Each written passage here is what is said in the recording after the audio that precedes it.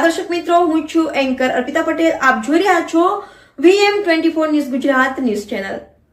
જોતા રહો ગુજરાતના દરેક જિલ્લાના ન્યૂઝ VM24 ન્યૂઝ ગુજરાતમાં. નવસારી ખાતે ભારતીય પત્રકાર સંઘ દ્વારા પત્રકાર સન્માન સમારોહ યોજાયો.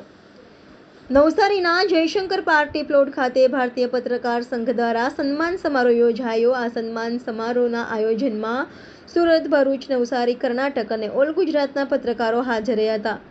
સાથે પત્રકાર મિત્રોને શિલ્ડ ટ્રોફી આપી સન્માનિત કરવામાં આવ્યા હતા. તેમજ ભારતીય પત્રકાર સંઘના ગુજરાત પ્રદેશ પ્રમુખ હનીફભાઈ સોથિયા, રાષ્ટ્રીય અધ્યક્ષ સુનિલભાઈ સોનાવણે તેમજ ભારતીય પત્રકાર સંઘના હોદ્દેદારો અને સભ્યો ઉપસ્થિત રહ્યા હતા.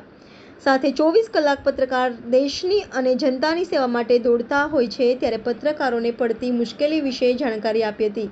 તેમજ જ્યારે પણ પત્રકાર મિત્રોને મુશ્કેલી પડે ત્યારે ભારતીય પત્રકાર સંઘ હોદ્દેદારો અને પત્રકાર મિત્રો ખંભેથી ખંભો મિલાવી અને પત્રકારોને મદદરૂપ થાય તે માટે ચર્ચા કરવામાં આવી હતી.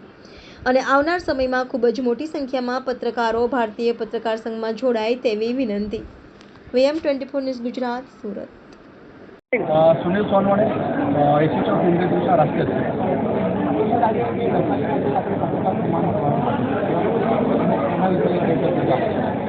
આપણે જ્યારે પત્રકાર સન્માન સમારોહ પત્રકાર 24 કલાક બિચારો મહેનત કર્યા કરતો હોય, એનું કોઈ માન સન્માન નથી કરતું.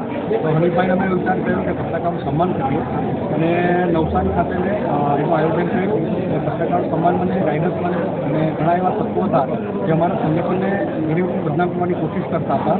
એટલે અમે એને કેર બી કરવાનું હતું અને પત્રકાર ભેગા થાય એક મિત્રતા દિવસ છે આજે.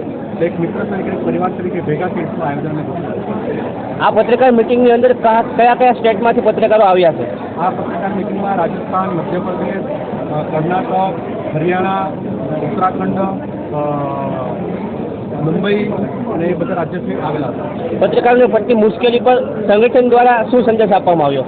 પત્રકારોને હરેક જે બી કંઈ મુશ્કેલી પડે એના માટે અમારું સંગઠન કાયમ હંમેશા ઊભું રહેશે અને જ્યારે અમારી પાસે જેવા જેવા પ્રશ્નો આવે છે એ પ્રશ્નો નિવારણ માટે સંગઠન કાયમ ગમે ત્યાં ઊભું રહેતું જ છે અને સમગ્ર ભારતમાં બી ઊભા રહેતા. ઓકે.